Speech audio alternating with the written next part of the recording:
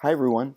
So in this short tutorial video, we're going to talk about the transitions template for Unity. And I'm going to walk through it a little bit at a time, but first I'm going to show you exactly what it does.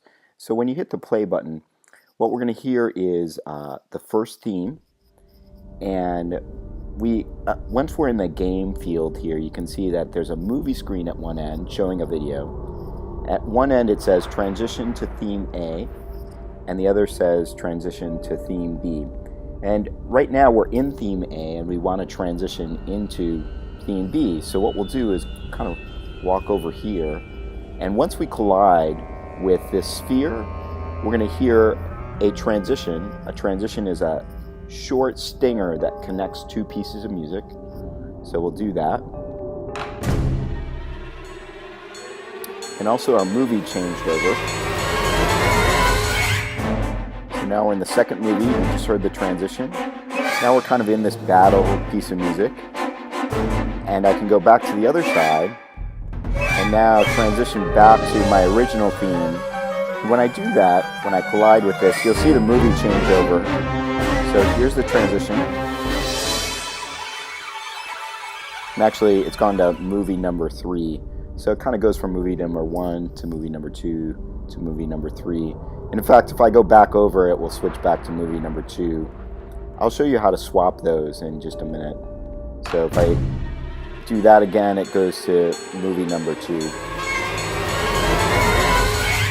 Okay, so this engine is really meant to test out how a transition works when you go between two themes. So you have two themes, a theme A and a theme B, and we're using a short segment of music which we're calling a transition or bridge transition to get us from one piece of music to another.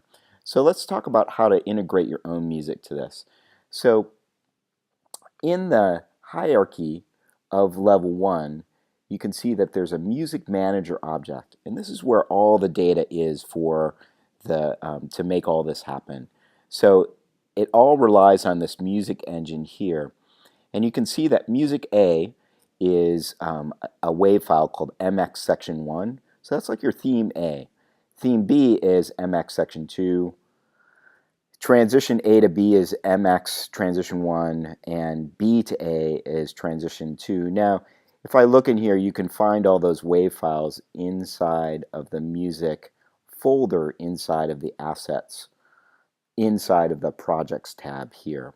Now, you have two options. You can literally drag and drop wave files with the same name into the music folder. You can always right click and reveal this in the Finder too. So if I right clicked and revealed it in the Finder, I can see this music folder, and inside of it are all the things that we see over here. We'll see them actually in the music folder. So I can replace these with the exact same name, and Unity will recognize it, and it will say, all right, I have these files and I can play them.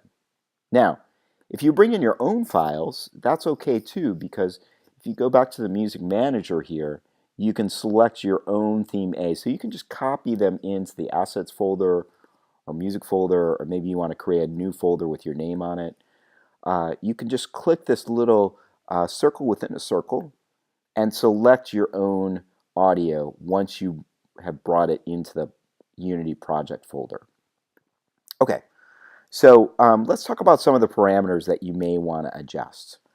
So we have a music A fade out time. That means when I start the transition, when I start playing the transition, how long does it take for music A to fade out?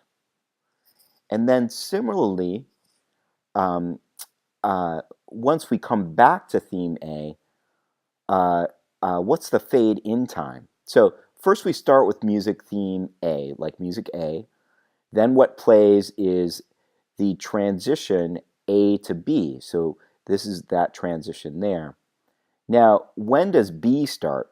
B starts using this variable here, which is set to 2.5 seconds right now. So you can overlap your transition into your next theme. So again, we start with music A. Music A begins fading out as soon as transition A to B starts playing. Then when does B start? When does theme B start? Well, that starts, we know when, we can set exactly what time that starts, and you can butt it up against the theme B, so you can have the transition butt right up against it, or you can kind of crossfade between the two. If you want to crossfade or overlap, say your transition is 5 seconds long, then if your next section start time from after an A to B transition is 2.5, it means that you're going to have 2.5 seconds of overlap. So you can adjust those by just entering in a time in seconds here. So 2.5 would be 2.5 seconds. Okay, the rest of this you don't really have to deal with. Similarly, so after we go from A through the transition into B, we can go the other way. We can go from B through another transition, which is called the B to A transition, into theme B. Sorry, then we're going back to A. So we go A to B and then B to A. Other things that you may want to mess around with are these fade in and fade out times. I would suggest that you're going to want to adjust these for your particular piece of music. You can have it fade out with a 0 time, but that's literally going to cut off one piece and there'll be no overlap when you're playing that transition. So generally I would recommend having some sort of fade out time, and when it comes back around, so for instance when B starts playing, when we go from music A through the transition and B starts playing, we can have it fade in or not fade in. We can just leave this at 0 and it will just start playing at the top, so we can leave that 0. It depends a little bit if you want to fade in or not. And lastly, you may be asking yourself, well, Michael, how come there's no fade in and fade out times for the transitions? Wouldn't I want those to fade? Well, these are just WAV files, and you can actually fade the WAV files when you bounce it. When you can create it, for instance, if you want a kind of a fade, you'd write it with a crescendo at the front, so it would have the fade built into the WAV file. So you can actually build a fade into the WAV file and out of the WAV file. The reason you can't do that with your themes is because you don't know when you're going to go from one theme to the next. You don't know when that's going to happen, so it could happen dynamically at any time. And because of that, we have to put in how long the fade out is for A and how long the fade out is for B. Okay, now if you want to change out your video to simulate how the game works, what you can do is you can go into the videos folder here and see that there are 4 different videos here. We're only using the first 3. The first one, O1 movie, starts, so you can replace it with the exact same name in here with whatever video you want. 2 is when we go to the B, so when we first transition into the B theme. And 3 is when we go from B back to A. Now if you want to change that, what you can do is actually look at the video player object. The video player object, the first in the video clip field, you can change it to your own movie if you want to. So just click on this and pick a different movie in your project. So you can drag it in and put in your own movie clip there. That's what it starts with. Now, when we collide over here with this sphere to transition to our B theme, what we can do is, you can see there's a video swapper here, and we can select our movie clip.